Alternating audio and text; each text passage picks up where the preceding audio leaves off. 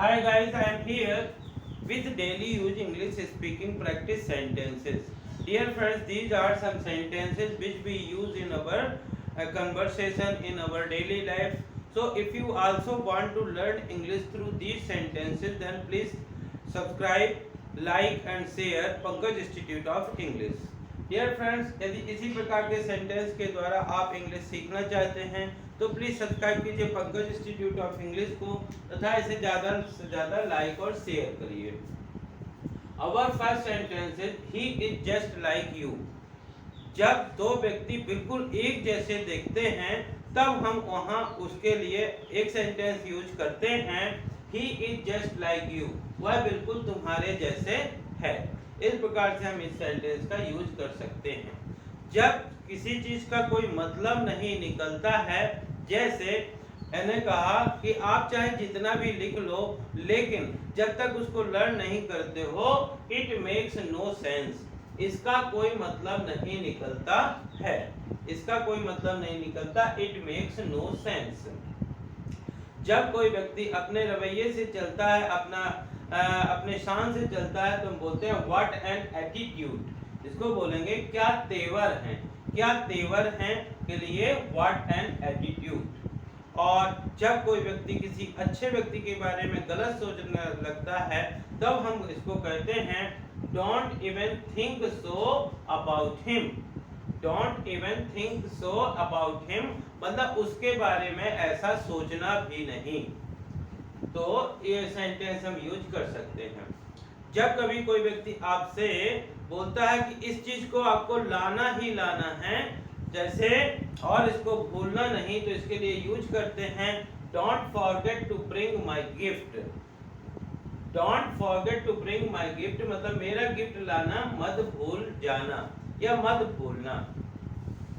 जब कोई व्यक्ति किसी ऐसी खबर को बताता है जिससे बहुत ज्यादा खुशी होती है तो हम बोलते हैं this is matter of great pleasure.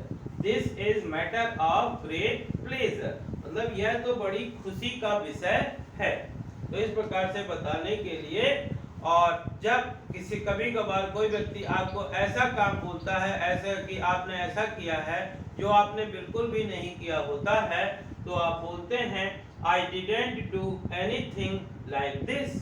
I didn't do anything like this. मैंने ऐसा कुछ नहीं किया है।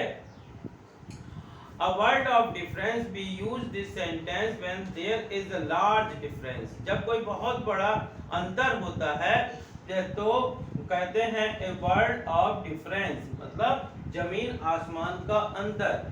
There is a word of difference between your writing and my writing। इस प्रकार से हम यूज कर सकते हैं। Are you saying this?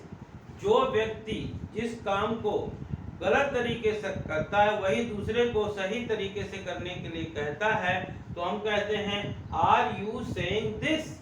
जैसे मान लीजिए कोई व्यक्ति की आदत है he is in the habit of coming late। यदि कोई व्यक्ति देरी से आता है और दूसरे को कहता है टाइम से आया करिए आप, तो हम कहते हैं आर यू सेइंग दिस, ये आप कह रहे हैं या ये तुम कह रहे हो।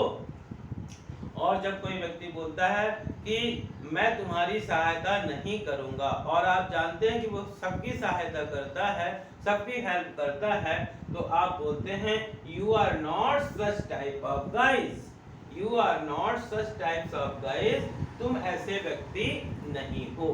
तो हम इस प्रकार के सेंटेंस, तो डियर फ्रेंड्स यदि आप भी इसी प्रकार के सेंटेंसेस की प्रैक्टिस करते हैं, बार बार सुनते हैं इन सेंटेंसेस को, बार बार लिखते हैं या केवल बार बार बोलते हैं तो आप भी you can also use this sentence in English in your conversation. Dear friends I hope कि आपको इस प्रकार के सेंटेंस पसंद आए होंगे।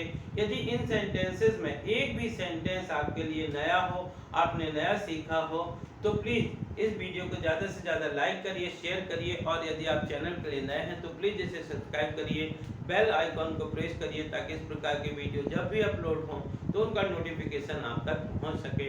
Thank you for watching.